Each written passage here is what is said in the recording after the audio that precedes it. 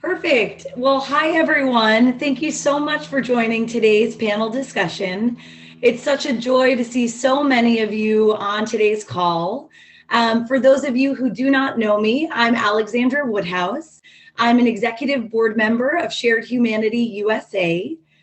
Shared Humanity USA is a nonprofit organization founded to provide urgent and sustained humanitarian relief to refugees within Greece who are seeking safe haven from war, violence, and oppression.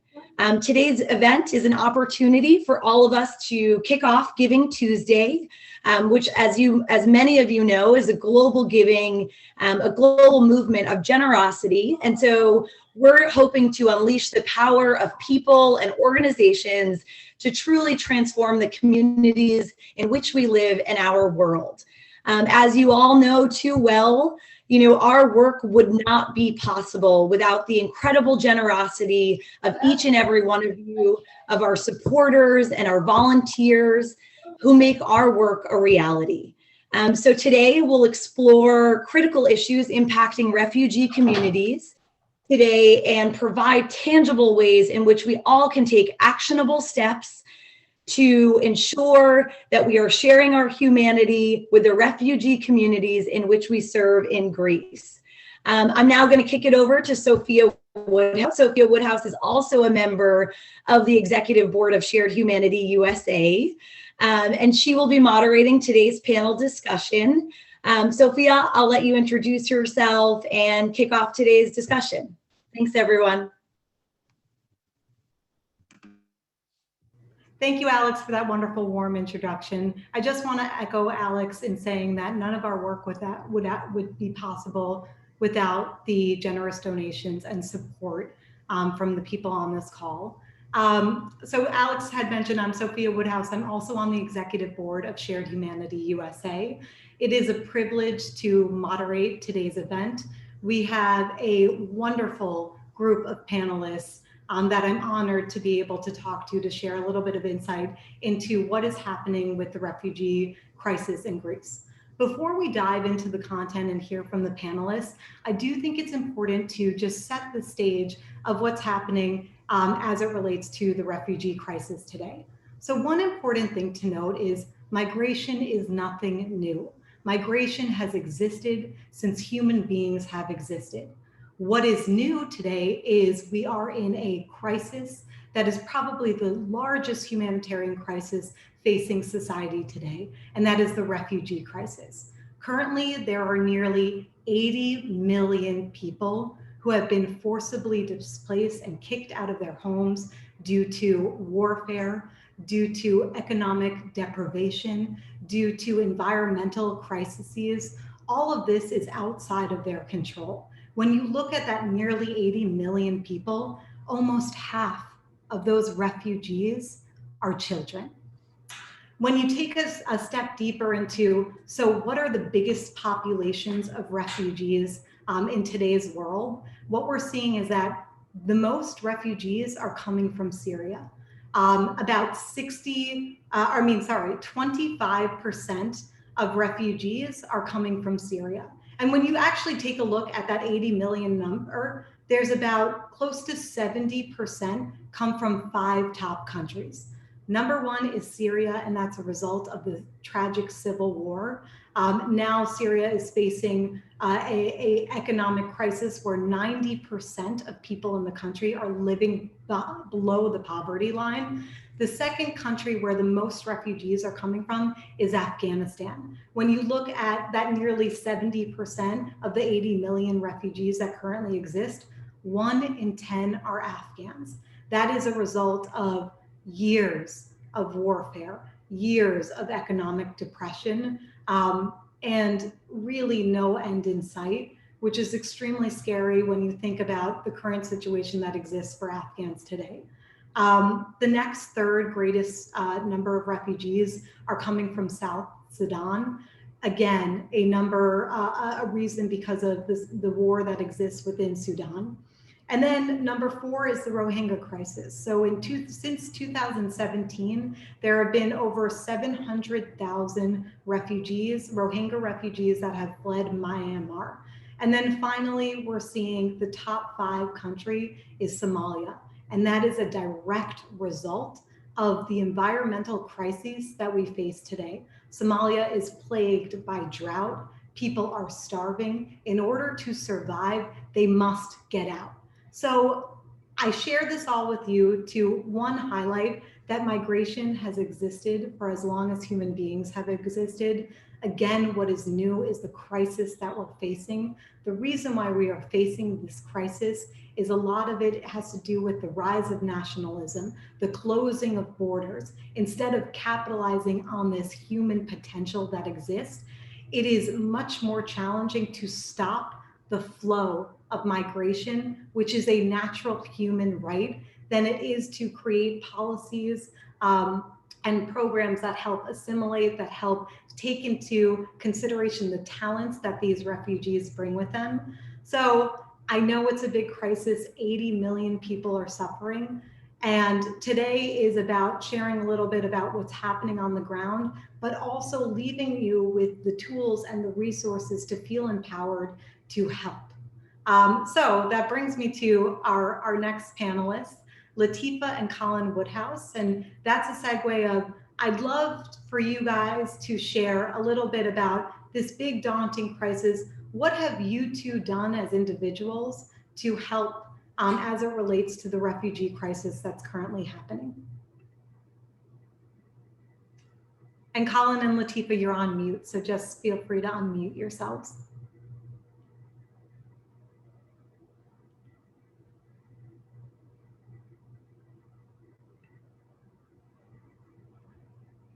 While we wait for them to mute, we will have a Q&A. Oh, I'll let them. Can you hear me? Sorry. Yes. Yeah, I'll just kick it off because Sophie, you mentioned what a global crisis it's become or has been for many years, and I just responded as an individual.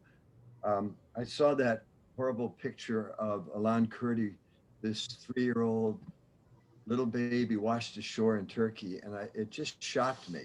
I couldn't believe that this could happen. And I started to research a little bit find out what's going on. I looked online and I was amazed to see 20, 30 boats coming ashore in Lesvos, Greece. It looked like a subway station, but people were yelling and screaming, boats were tipping over. And I said, this is big time. This is large. This is a big crisis.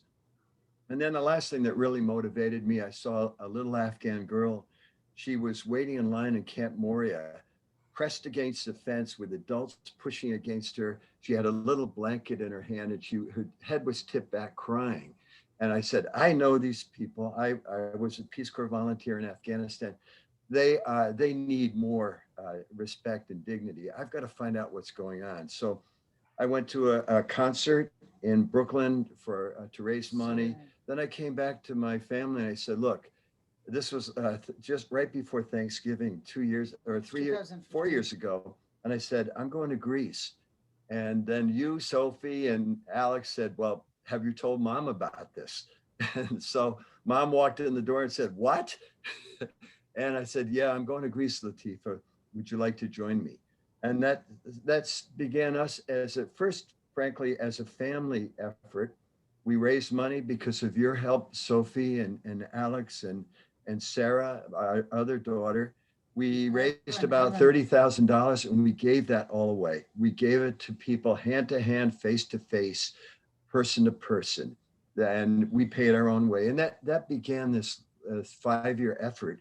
And I'm happy to say we're not in it alone anymore. We're not just a family. We're now an NGO with presence on the ground, with partners on the ground, with people we have served or shared their trail with that are now in Germany, in Norway, and many still in Greece, to be honest with you. But I'm going to hand it over to Latifa because she was very instrumental in building bridges between me, who had very scattered skill in the languages, and not only the language, but the community in Camp Moria at that time. It was all rescue and recovery. People were coming ashore wet, cold, with chronic illnesses, having lost family members, traumatized, and that's what we walked into.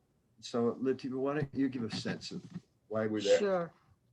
First of all, thank you, Alexander, for preparing this event with such wonderful panelists like Luciano, Salam Al-Din, and Colin Woodhouse, and Sophia Woodhouse, the moderator.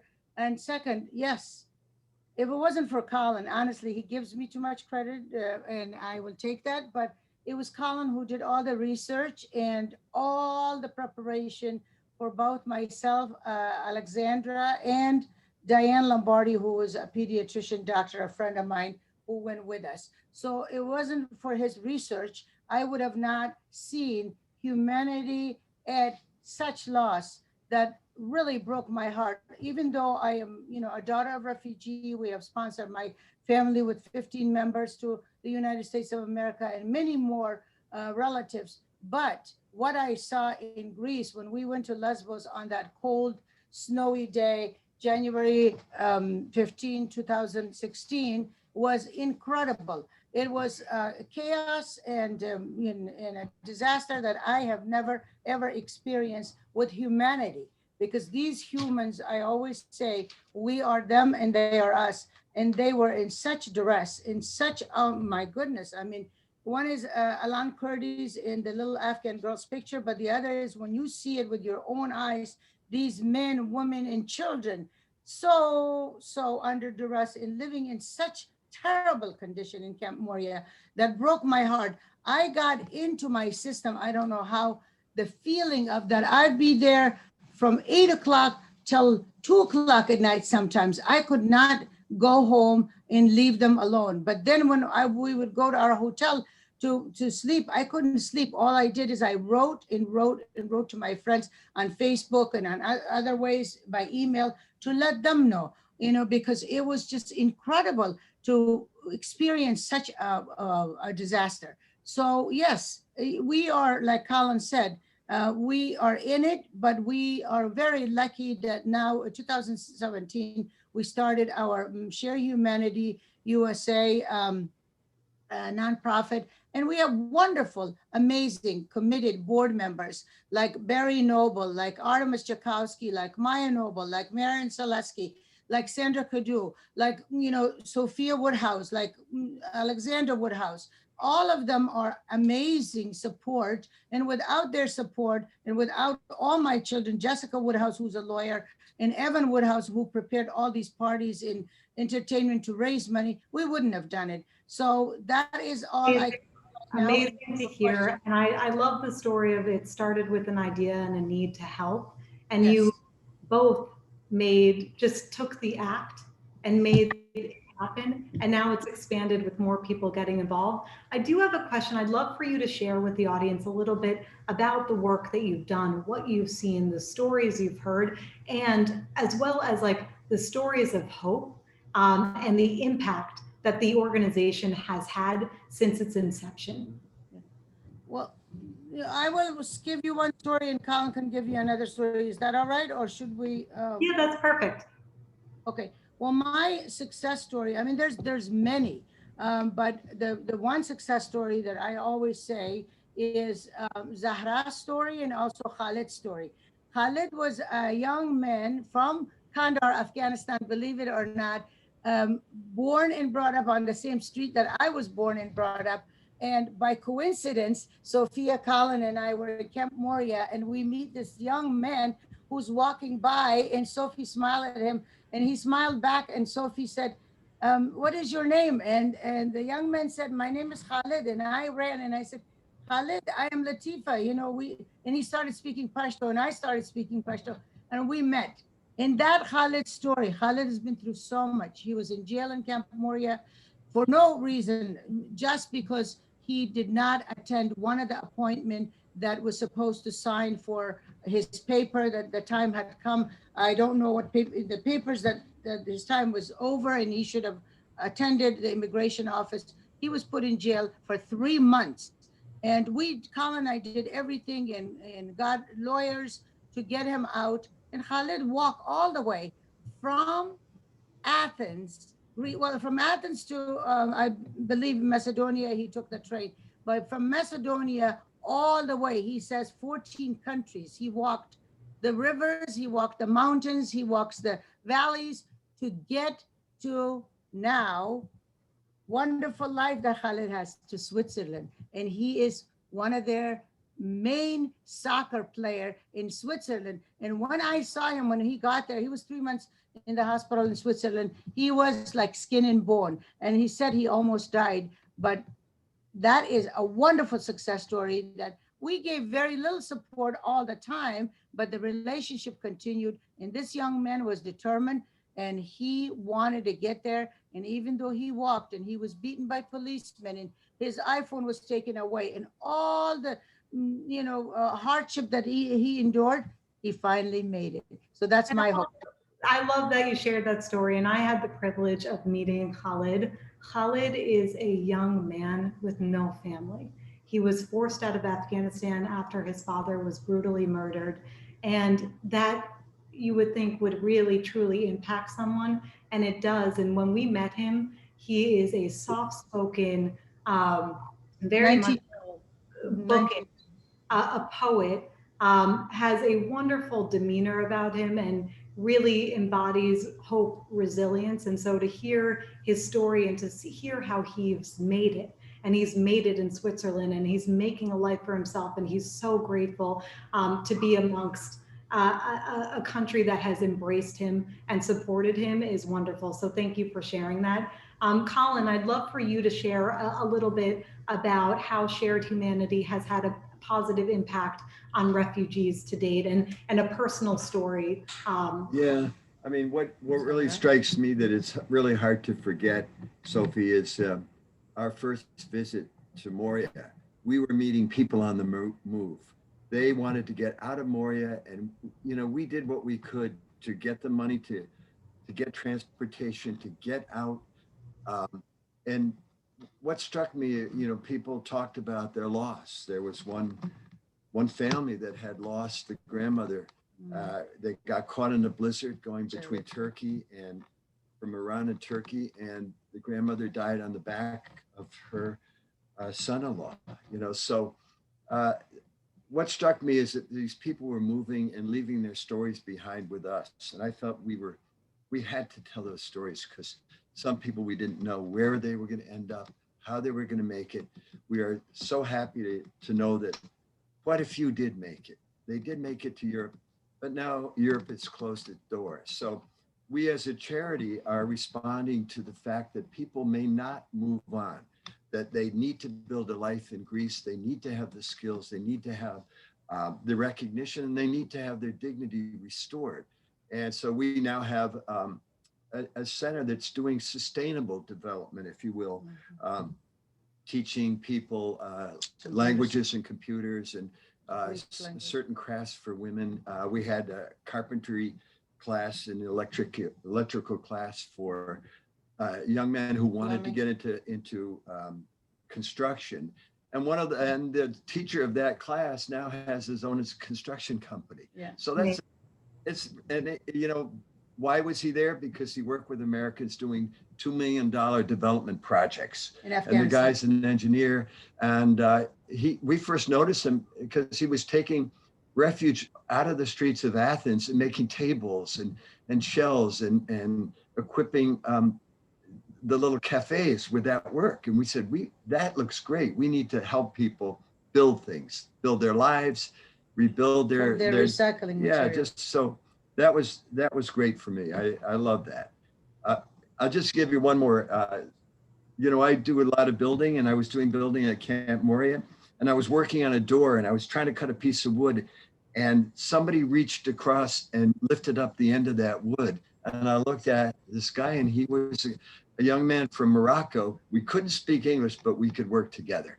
And it was really great. He became my partner in building doors and cabinets and digging trenches through the camp. So these are great people.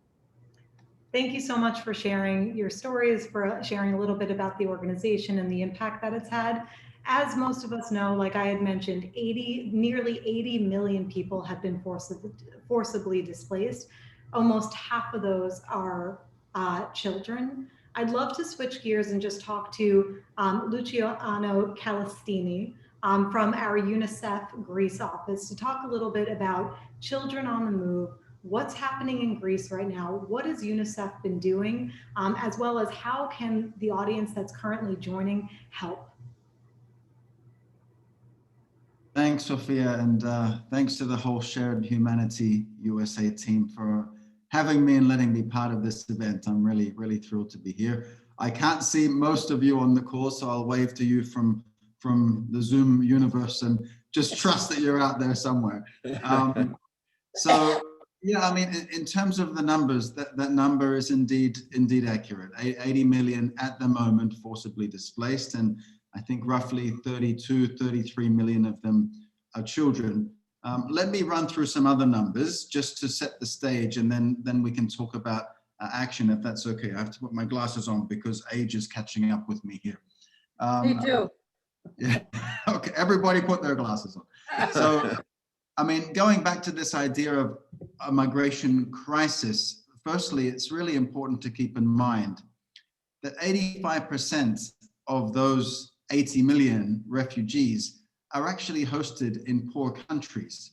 It's not the EU and North America that is you know, wearing the load, let's say, of the majority of this phenomenon. And more than that, 9 out of 10 of these refugees, like the Afghan refugees, like the Syrian refugees, are in the country directly next door, in Lebanon, in Iraq, in Jordan. And to me, what that says, and I've worked in all of those countries, and my wife actually is Palestinian, so the whole issue of refugee and statelessness is something very close to me, is that I've never met one refugee in the thousands that I've met who wanted to be a refugee. This is not a choice that anybody has made and has set as their life course. It is something that they've been forced to do.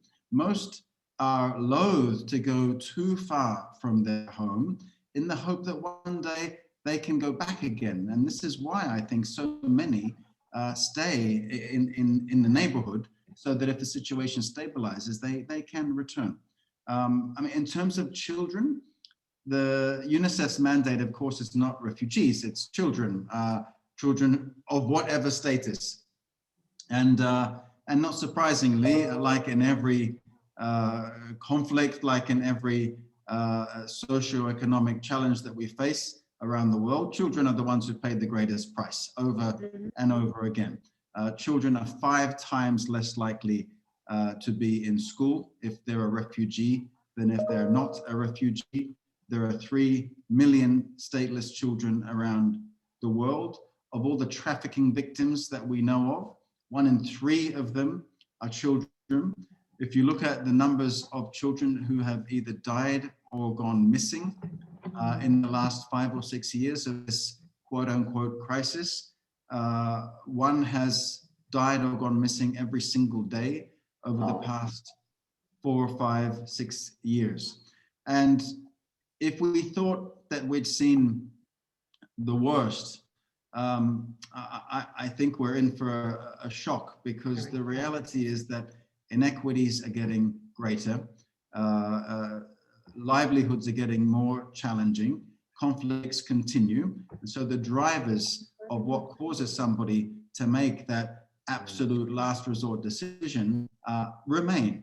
And moreover, I think it's really pertinent to mention that by some estimates, including the World Bank's estimate, in only 30 years from today, we will have an additional 140 million refugees who have been forced from their homes, not by conflict, but by climate change, because their homes have become uninhabitable, because they are food insecure, because their livelihoods have been destroyed by the effects of changing climate. So that 80 million can be tripled if we continue to dither and deny and take barely any meaningful action on climate change. We will pay the price, or in fact, refugees will pay the price, because everywhere from low-lying countries in the Pacific to Asia, even in the Gulf of Mexico,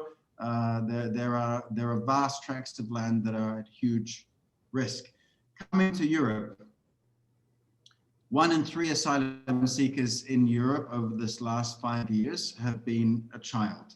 And in Greece, where I've been based now for a few months with UNICEF, Greece, a country of only 10 million people, has seen 1.2 million refugees and asylum seekers pass through its territory in the last 5 years. Now, of those 1.2 million, roughly the same as the global average, around 40% are children, so around 450,000, nearly 500,000 are children. Now, the majority of those in the last 5 years have moved on, and most of them, as we saw in the news a few years ago, in the massive response after that famous photo went around the world, ended up in Germany, but also in Sweden and Denmark and other countries. Of the children in Greece, there are 45,000 that still remain. So there were 450,000 that entered, 45,000 are still here waiting for a durable solution. Of those 45,000, around 4,000 are unaccompanied. So they're children without any caregiver. They're here on their own. And so that brings me perhaps to the priorities for UNICEF. I guess we could boil it down to 3. I mean, the first is that the most vulnerable among the vulnerable, without question, are the unaccompanied children. I mean, I'm sure many on this call are parents themselves. And I'm sure it's not a huge leap of the imagination to think what it would be for your child to be on their own for months on end, but in a foreign land where you have very little contact. You're unable to protect them. You're unable to even reassure them that everything's going to be okay. I mean, it's an incredibly difficult situation, and we're hopeful that with the increased political attention on this issue following the fire, I'm not sure if the fire on the island of Lesvos in the famous Moria camp reached the headlines in the US, but the camp that Colin was referring to burnt down a little while ago, and hopefully we can build back better. And what it did, that event mobilized the entire EU to try and find solutions that it had not been able to find for years. So number 1 priority for UNICEF is durable solutions for the unaccompanied children, those 4,000 or so that still are on the territory of Greece. Priority number 2 is education. Education is frankly not going well and requires a huge amount of attention from all active partners. Of the 33,000 school-aged children that are among that 45,000 cohort of refugee migrant children in Greece, only 2 out of 5 are in school. And actually, more accurately, only 2 out of 5 are enrolled, but only around a quarter actually attend. So that is an unsustainable, untenable situation, which we're now looking much more seriously at. It kind of, I must admit, with everything else going on, education for children, refugee children, kind of fell off the table and was a little bit forgotten. So it's up to all of us to make sure that it's very firmly back on the table.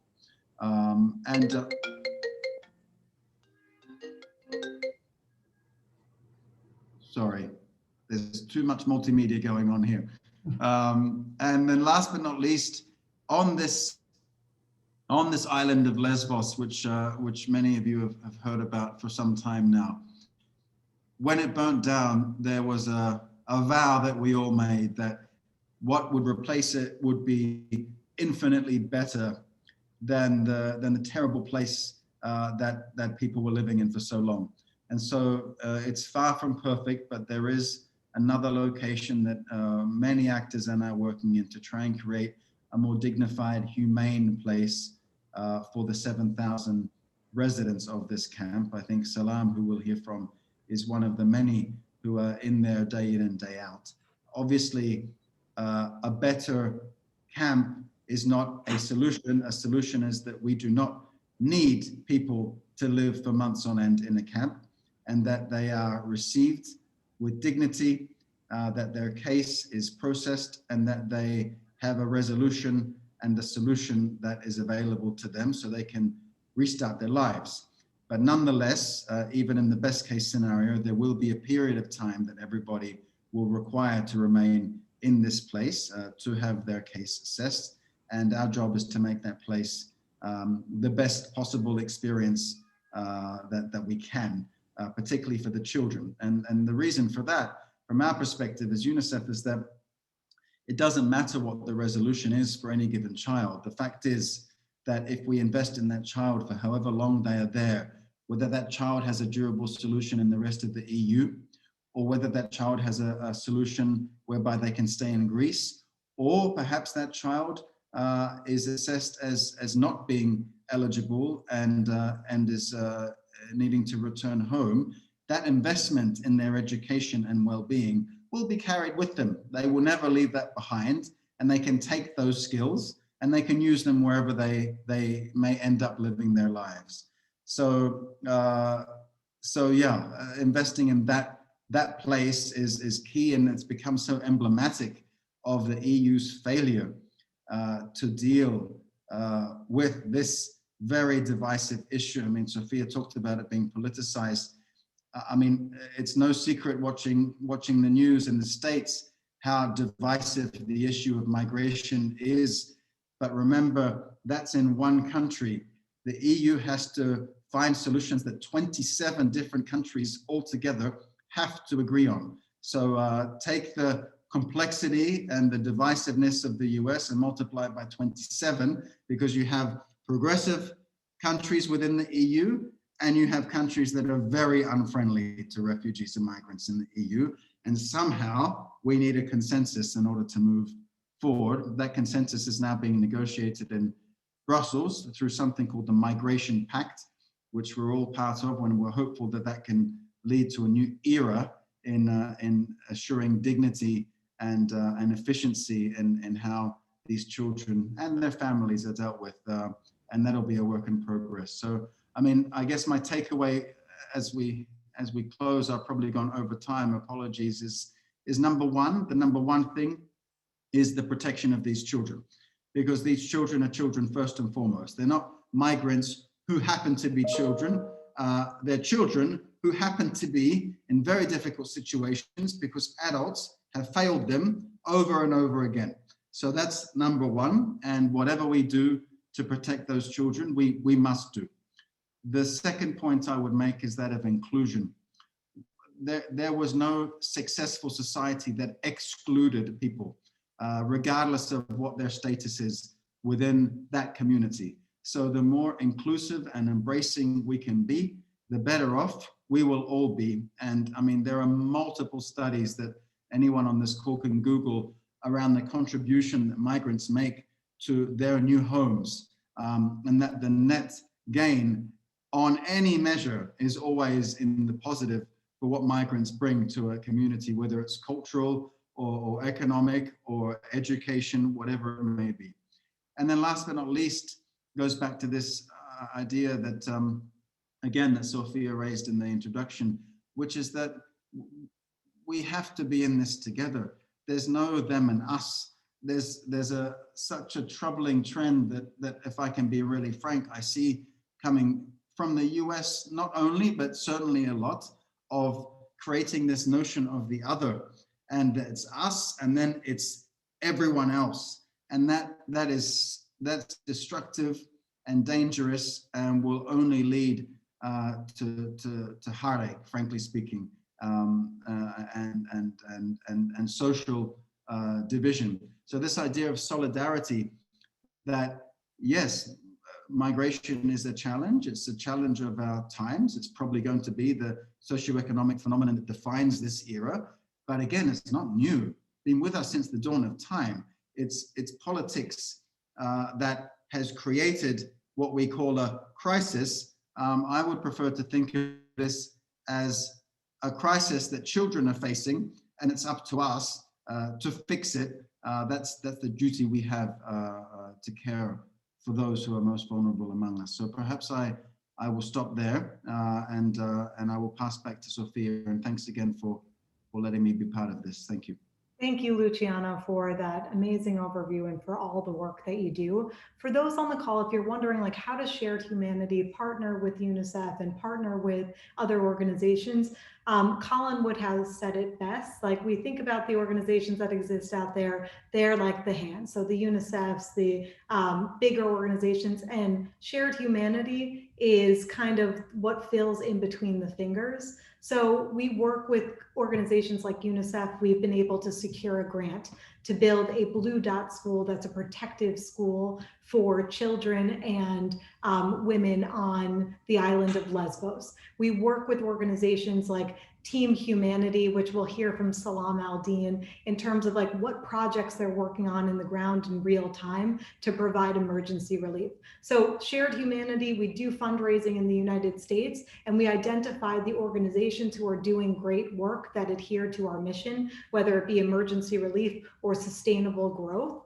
And those are the organizations that we help foster and help support. So thank you again, Luciano, for the amazing work that you're doing. It's amazing to see that a country office has opened in Greece, so congratulations on that. The focus on children, not only on refugee children, but Greek children as well. It'll be incredible to see what happens out of the migrant pact and how UNICEF delivers on their three key priorities.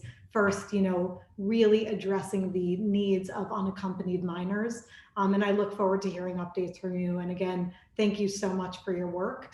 Moving on to our panelist, Salam Al-Din, who is the co-founder of Team Humanity. Salam has been involved with the Refugee Crisis since its inception. He has provided emergency relief for hundreds, if not thousands, if not potentially millions of people in need. Salam, I'd love to pass it on to you to talk just a little bit about the current state of the situation in Greece and also some of the other areas that you're working on, the emergency relief efforts to help also educate our audience in terms of how the situation may have changed and what's desperately needed for refugees in this moment in time.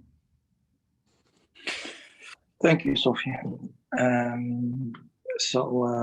Yeah, my name is Salam Al-Din. I started this on the 5th September 2015. I arrived as a single person to Lesvos Island to see a situation, and I was shocked because what I saw was boats coming in, and I looked to the left and right, there was no one. There was nobody, no even police. Like, people just arrived, people was drowning in front of us, people were stuck in front of us. And what we did was, normal people, like I was swimming to the boat, bringing the boat, and there was a woman tourist gave banana and another woman giving water. And I said, what the hell's going on here? Like, it can't be happening like this. And of course, after a few days, I realized that this is a mess and this is horrible to see, that humans are going through this, especially small children. And I started the organization Team Humanity. So we were doing the rescues. I was doing mostly the rescues and the team was doing other things. And then I made a lot of our projects. I was in Idomeni, helping at the border at that time. Then I helped evacuate the people, the refugees to the camps. Then I started making shelters for the families. So we made 2 shelters, one in Saloniki and then one in Athens. Still did a lot of other projects with distribution of food and things. And then in 2018, I opened a huge center next to Moria Camp. It calls Hope and Peace Center. We made a huge playground for the children. And then there were so many children. So at one point I said, look, to the women, you need to get out. There is no space for the children inside. So the women had to go out and there was still no space. So what I did was I made a women's center next to it. So now the women, the mothers could come and sit, socialize, relax while the children were playing. And we were also doing a lot of activities with them, painting, drawing, playing football, sport activities, games, all of kind things. As you all know, the children are, all of them are traumatized. And the only thing they need to be is children. You know, children need to be children, playing and having fun instead of being in this refugee camp and going through all these things. So I've seen a lot of things, and I think Luciano know what happened, of course, in Moria and all the things. So I'm not going to start telling what happened because we all know. After the fire, of course, in a way, it was good that, okay, people got away from this camp, but now they're living in worse camp. I have my volunteers from there. I have like 80 volunteers who are all refugees from the refugee camp, and they're explaining what's going on. It's the camp is not good at all. There is no showers. People have been taking for over 2 months showers.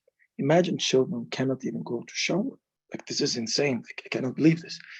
And then Especially in the wake of a global pandemic. So Greece is not immune to COVID. So you think about what Salam is saying around there is not a single shower that exists as we face this global pandemic for anybody in the camp. The people are washing themselves in the ocean. That's not sustainable, especially as winter approaches. So the thing is, there is no showers. They started making some showers now. It's just a place where you can take a shower, but you need a bucket of water with you and showering in it. Like, this is insane. And like Sophie said, yeah, people are taking shower in the sea, but now it's cold.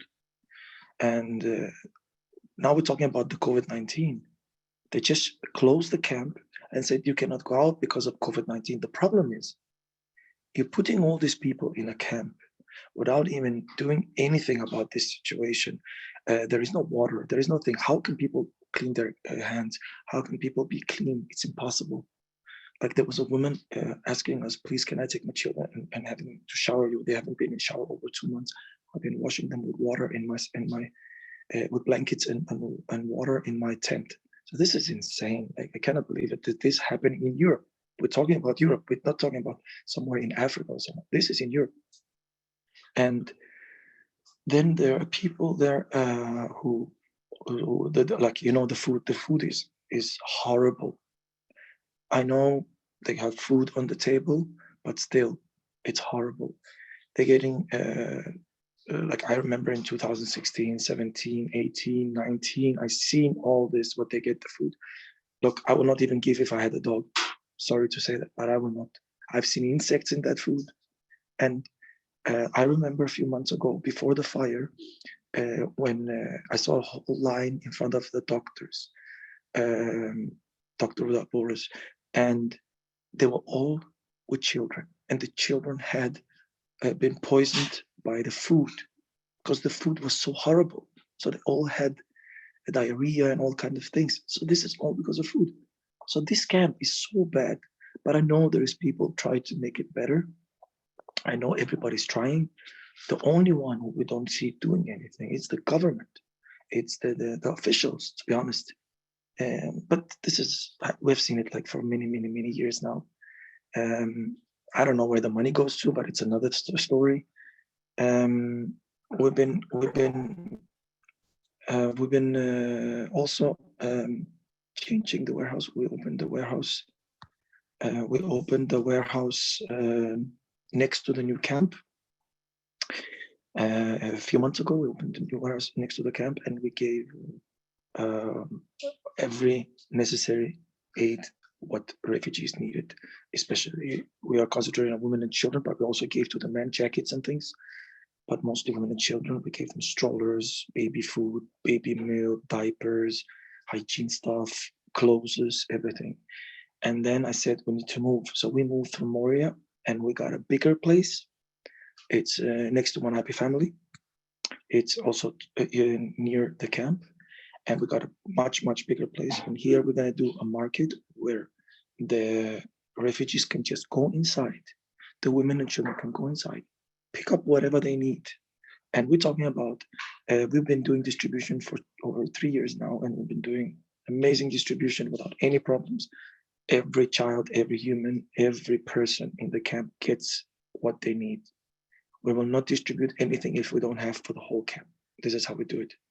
And then what we're doing right now in this center, we just fixed it. We're gonna hopefully open, but as you know, the quarantine is there and there is only 300-400 people that's going out. Hopefully these 300-400 people every day that comes out, they can get some things until the quarantine is finished, and then people can come.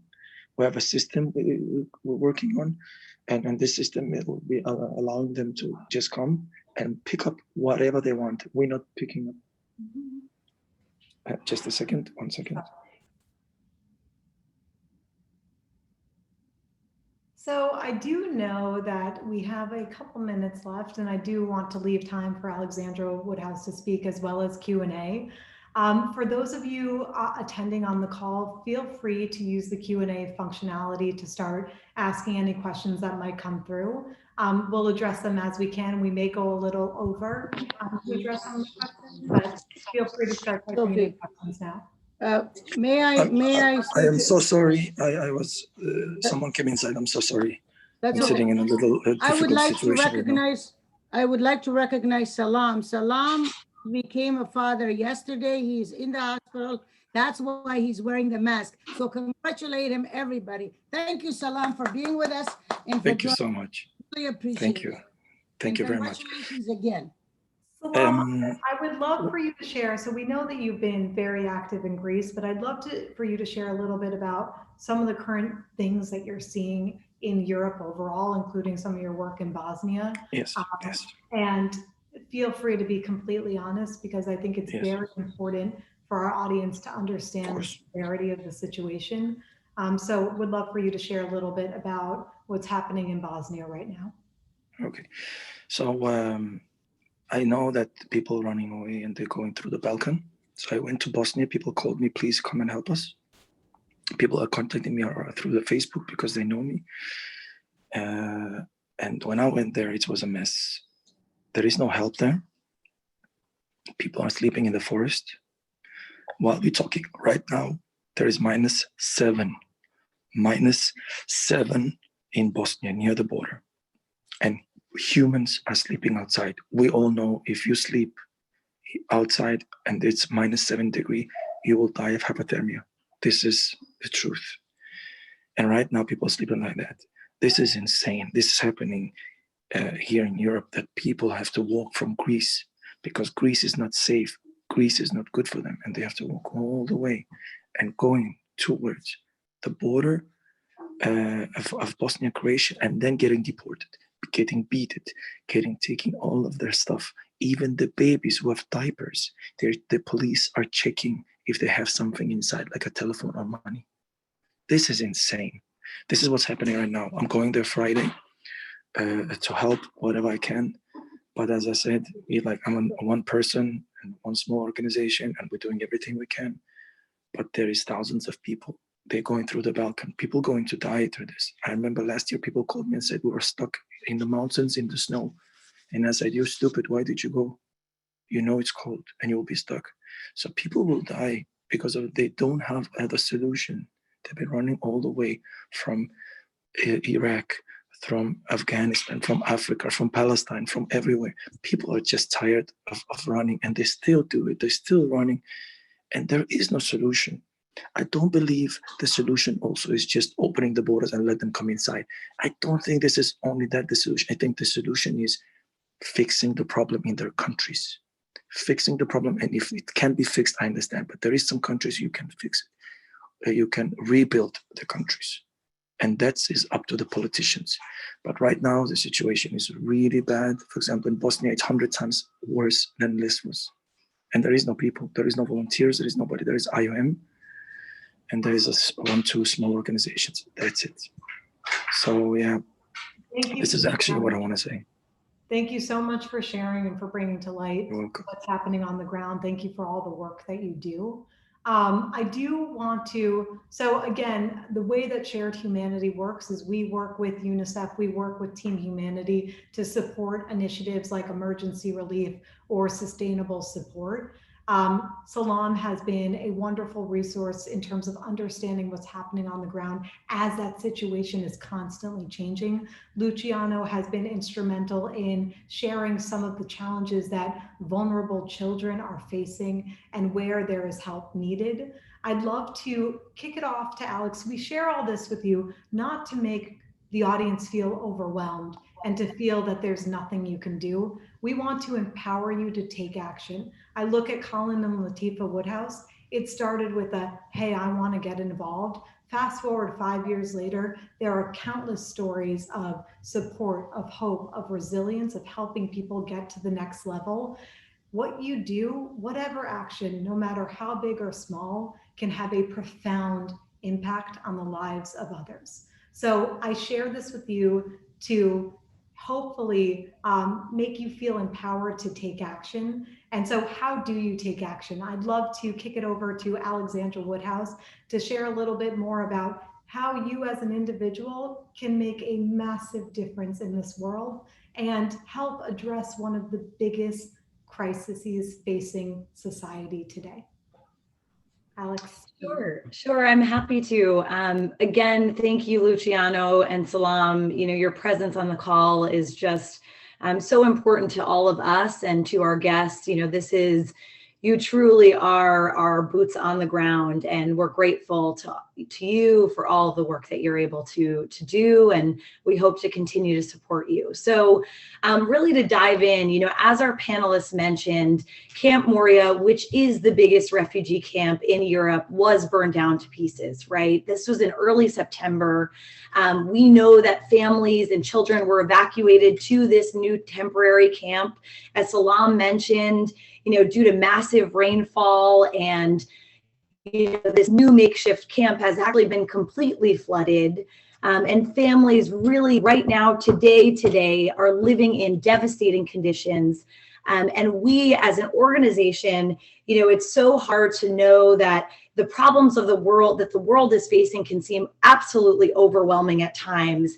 And very often they are. And I think for me as an individual, and for so many of us at Shared Humanity, we try to remember that helping even one person at a time can truly make a difference. And so while we know as a collective, and unfortunately we cannot prevent the displacement of others, we do know that we all have an opportunity to decide how we take action, how we make an impact, and truly how we respond with humanity to the families and the children that we're working with on the ground in Greece. And so right now, as Sophie mentioned, we are working on the ground. We're working with local partners, including Salam's team, on emergency relief, primarily food, for families and children that are still stranded in Lesvos. So, for me, we continue to work with refugee families to help them prepare for this frigid winter, these winter months. They're currently, right now, again, they already have so little, and they're just left with no support. So our hope is that, right now, we encourage all of you to take action with us. You each have an opportunity, as we say here at Shared Humanity, to share your humanity. And support those who have endured the unspeakable.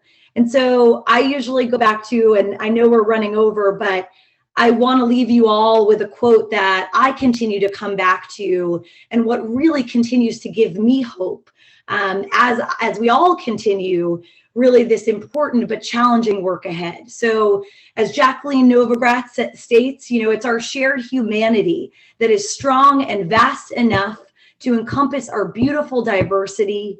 Think of yourself as a bridge extending forward so that others might walk across.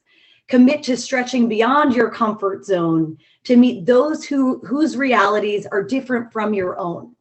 You might be surprised at what you find on the other side.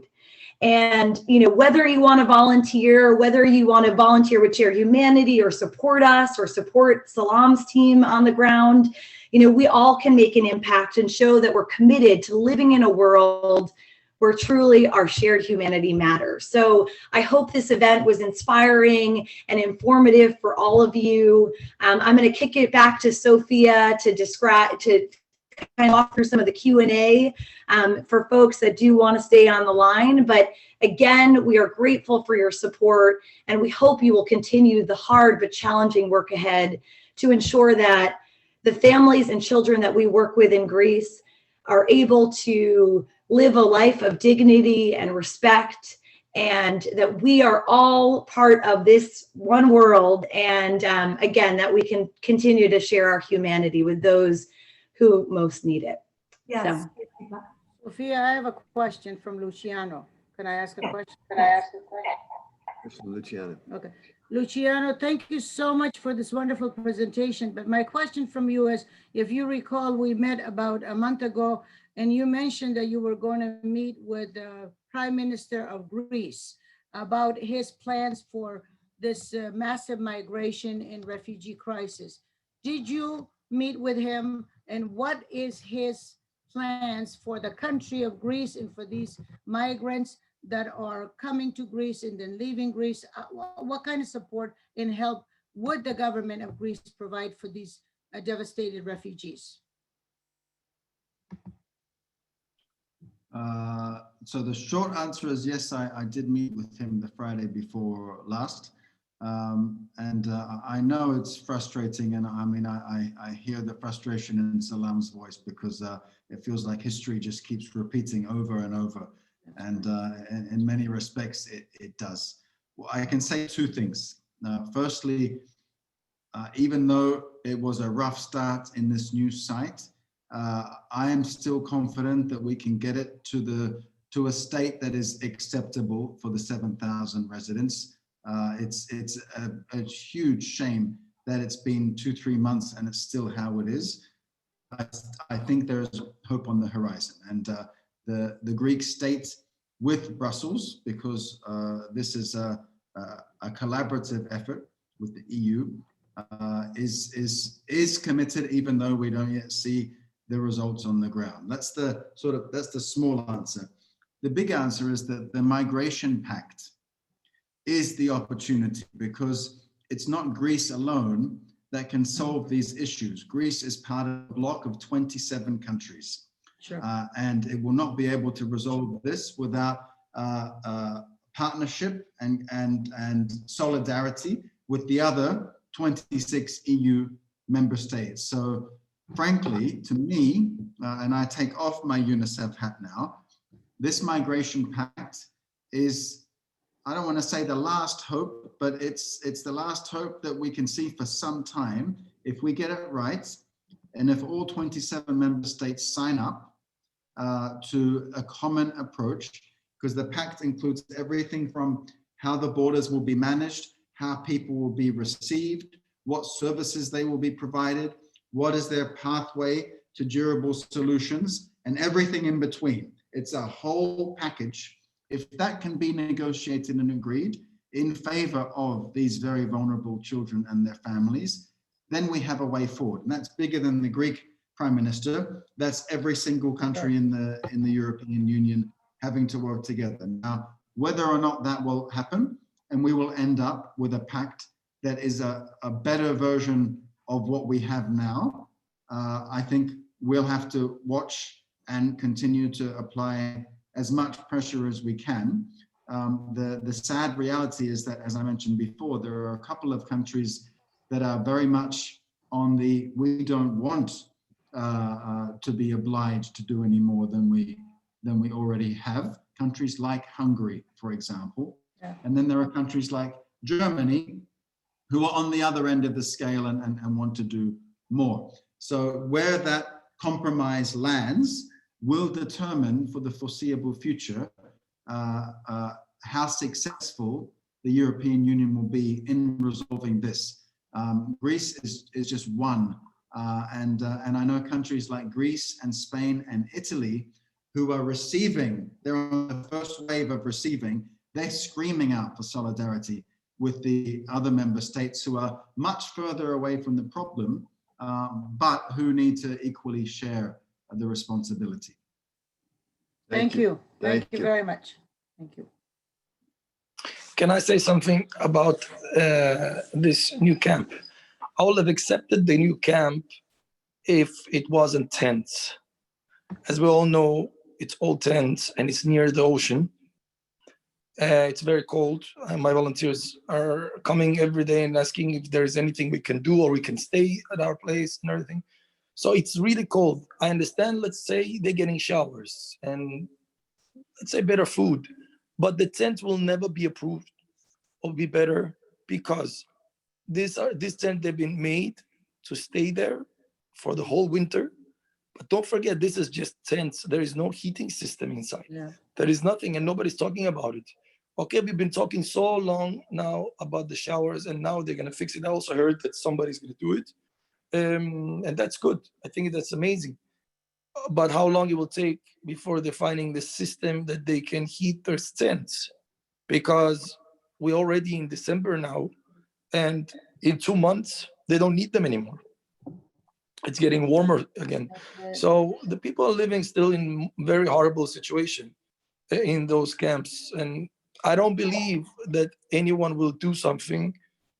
I don't think it's because they don't want, I don't believe that they can't do it, but I believe they're not allowed to do things because I know that some organizations asked, can we do this? And the government said, no, you can't. Right. So this is my biggest concern is the tents actually, because people are gonna freeze there. And we know that in 2016, we had people dying. I was there. In 2016 winter, 5 people died in their tents inside in Moria. And I have pictures. There was snow all over the place. Snow. In Moria, there was snow. I have pictures from that day. I was in shock that people slept in tents and nobody cared. Yeah. I think again, like Luciano had said, like the ultimate goal is not tents, a new camp, a nice camp. It's assimilation, it's asylum, it's a job, it's to be integrated into the European society, or to Salam's point, like addressing the challenges that are driving people to immigrate in the first place. So it is a very challenging issue to tackle. And again, that's where our hope is that through awareness, through donations, we can help provide the support. But Salam, like a tent in the middle of winter is not humanity at its best. And we do need to address it and figure out, but knowing that the end goal is not to even have a tent. It's not to even have a camp. It's to be able to build a life. So that again remains the priority and the hope. So knowing that we are over, I would love to hear one last round from the panelists to that point. Like we just had Thanksgiving. It's a time to reflect and to practice gratitude and be thankful, but also to think ahead about what you're hopeful for. I'd love to hear from each of the panelists, like what gives you hope. And let me start with you, Salam, who has been involved in the refugee crisis for many years, but is there a silver lining of hope that you can share with the audience? And if there's none, that's fine as well, but I'd love to hear from you. What gives you hope as you think ahead?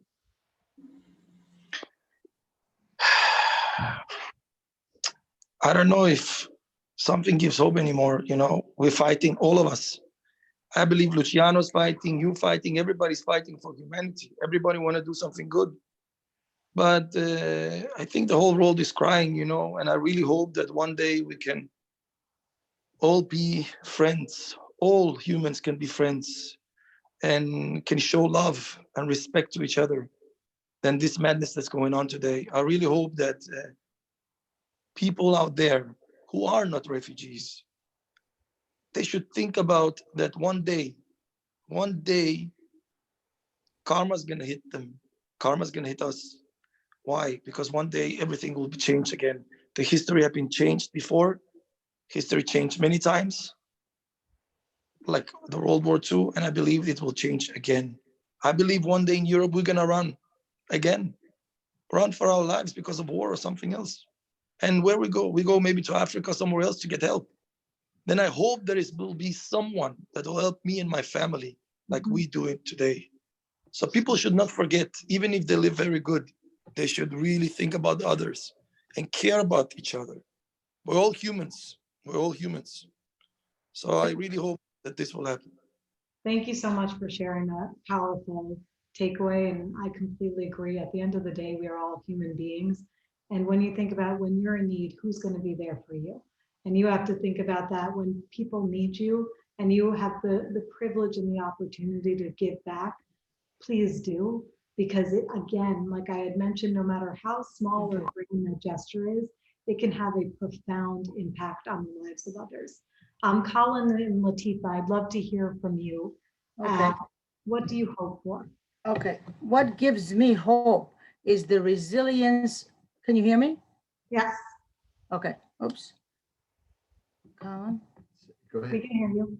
Okay, you can hear me and you can see me. Okay, the resilience in the eyes of these women, men, and children that I have met, thousands of it, and especially, I'll give you a specific example of the center that we have in Athens. It's called a Safe Space for Women.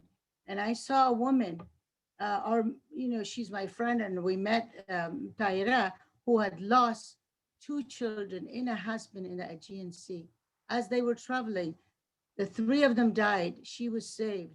And that woman who was so in despair, came to our center, learned English, and was singing with a music class in a group where I had tears of joy and looked at her and I thought, oh my God, when you lose so much, but when you are happy in a place, because she's resilient, and she now made it to Germany, and she just called me, and she is having a much better time and hoping for a job, because she said she learned a lot of good English in that center. So that's what gives me hope, that we share humanity, even though we're very small, very young. We have a small center. We don't have a big budget, but that difference, if we can make in the lives of these people that need us now, then and they're so hopeful and resilient, then we must provide that services. And I thank Salam for his heroism. I thank Luciano for his commitment to children, because all of you, I thank everyone for your commitment to the crisis of refugees, because they are, as I say, we are them, they are us. There's no others. Thank you. Thank you so much for sharing that, Latifa. And Colin, what gives you hope? Not to be overly personal, but people give me hope. Salam gives me hope. Luciano gives me hope. Your generation, the younger generation, gives me hope. I see us moving into a more multi-generational, multi-ethnic, multiracial, global community. And I see it, there's struggles now, nationalistic struggles against that movement. But I believe your generation, the younger generation, will carry that forward under the wisdom of men like Luciano. And so you give me hope, without a doubt. We have to do something, and we have to open up our eyes and open up our doors, or they're going to be broken down by people who are desperate.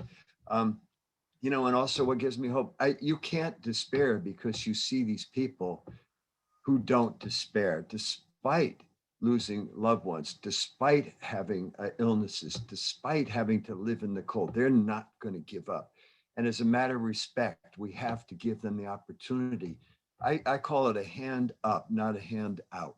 And that, if we can do that little by little, I think we can make a difference. And frankly, I saw in the camps, a smile makes all the difference.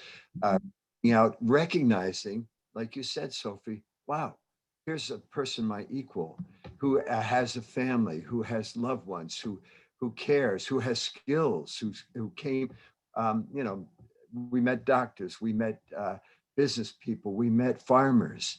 They're such wonderful people. You can't let them go. And so they give me hope, no doubt about it.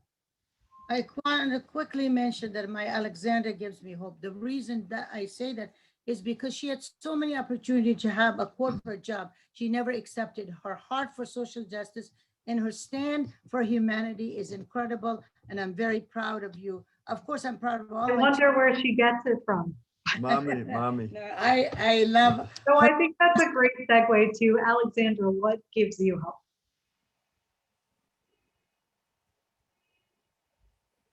I think you're on mute.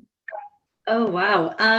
What gives me hope? I mean, I really think Colin and Latifa, my mom and dad, kind of covered it in terms of, what gives me hope is truly the people that we're serving, that we're supporting. When I think of the stories and the way in which it's changed my life, I am so grateful and hopeful because of the people that I've met within Greece, in Lesvos, in Athens.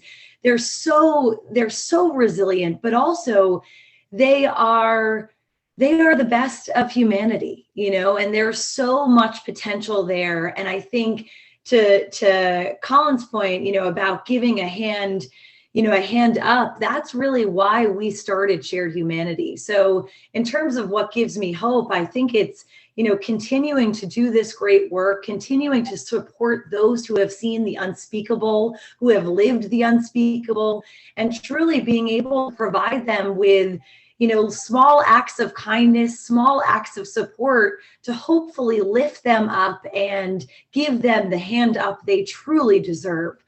So for me, that gives me hope. And of course, echoing what everyone said on the panel, all of you give me hope, and to be a part of an organization with like-minded individuals where we can have a discussion over lunch about some of the, the largest, biggest global challenges of our time gives me hope. And so I'm grateful, I'm thankful to have had this event, to be able to have put this on for all of you. And I hope we continue, the conversation and continue our work ahead, because I think that there's a lot more work to be done. But because I have that hope in the people in which we serve and support in Greece, I just hope that this is a kickoff point, an inflection point that helps propel our work forward. So thank you. Thanks for asking me, Sophie. I didn't know you would, but I have a lot of hope, clearly. Thank you, Alex. We need that optimism because that is what's going to change the world. And Luciano, what gives you hope as you think about the future and as you think about this refugee crisis? I'd like to go back to what Salam raised, which I think is really valid, that it's so easy to look around and think that, that all hope is lost. And particularly these last sort of 5-6 years have just felt so full of hatred and intolerance and anger, and everybody doesn't like anybody who's different to them. And I mean, it's hard to see through. And so I think for me, the thing that really gives me hope in all of that is that all of those things are learned. They're learned behavior. Nobody was born hating the kid next door. You're taught to hate the kid next door. So the thing that gives me hope is that if we get to these children young enough and we teach them another way, even though we may have lost, the adults among us, they're probably pretty fixed, and maybe we'll shift a few of them, but most of them are already who they are. But if we can break the cycle by getting to the kids and teaching them another way, so that when they get to that fork in the road and they have to decide what path they'll take in life, they take the left one and not the right one. That's not a political pun, by the way. But I did choose left instead of right. So that's what gives me hope, is that these things that are choices and decisions, they're not human nature. And that means that we have the power to change them. And the ones where that power resides is in the youngest. And so for me, the more we can invest in education and leading by example and making sure that these young people follow positive role models and are able to think critically and make clear, decisions with open eyes, that's what gives me hope. Thank you. So much.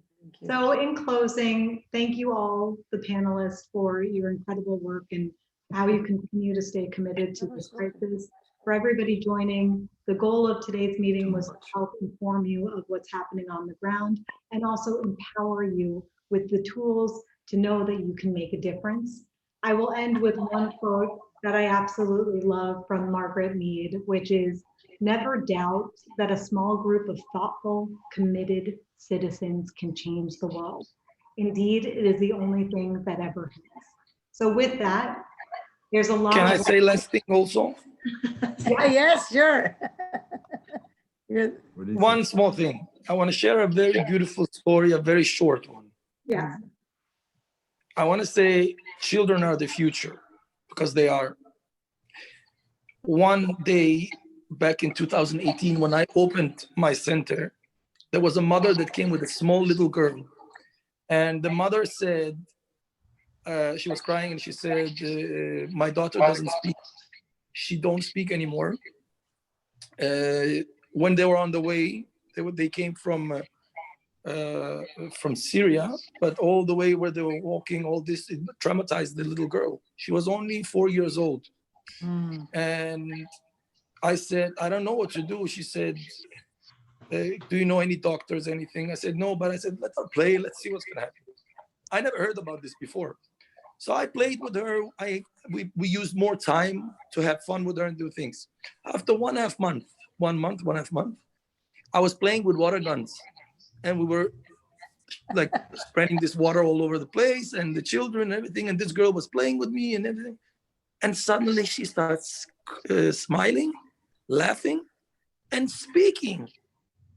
And then I said, what happened? Like suddenly, like I was in shock. Everybody, we start crying, tears in our eyes. So we found out that these children are traumatized. Yeah. And if we show them the way, Love. if we show them how to be a child again, then they will forget it slowly, slowly. And this is what happened. That's why Luciano's job is so important Sure. for the future of this world. Yeah. So really, thank you from bottom of my heart, what you're doing. Thank you very much. Well, thank you. And thank all of you.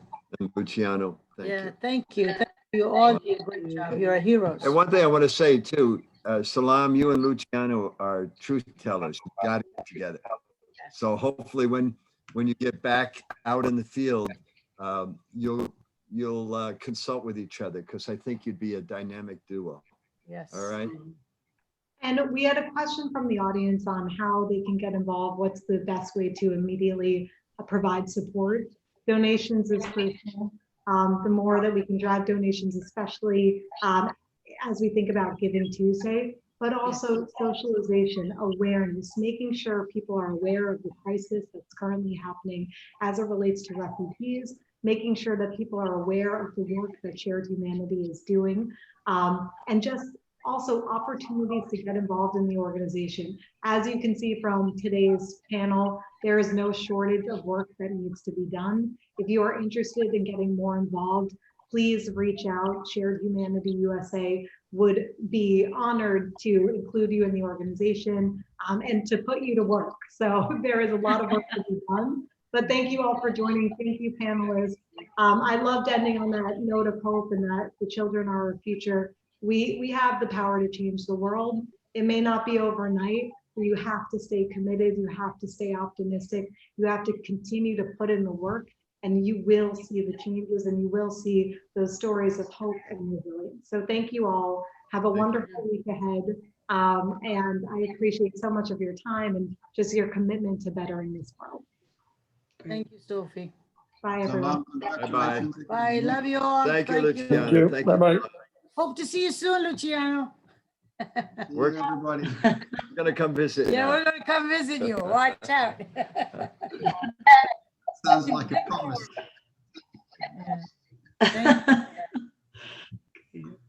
Thanks, guys. Thank you. Say hello to your family for us. Bye. Bye, Salam.